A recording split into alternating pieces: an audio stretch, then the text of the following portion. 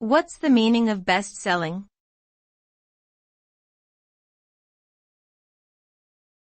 Best-selling.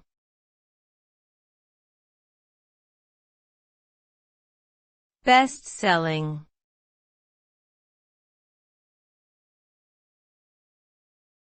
Best-selling.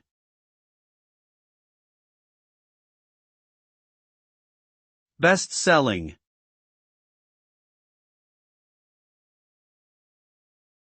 The term best-selling is typically used to describe a product, such as a book, movie, album or other consumer item, that has sold more units or copies than any other competing product within its category.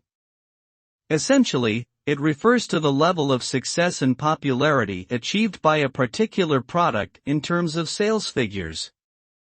This could be measured over a certain period of time, or over the product's lifetime.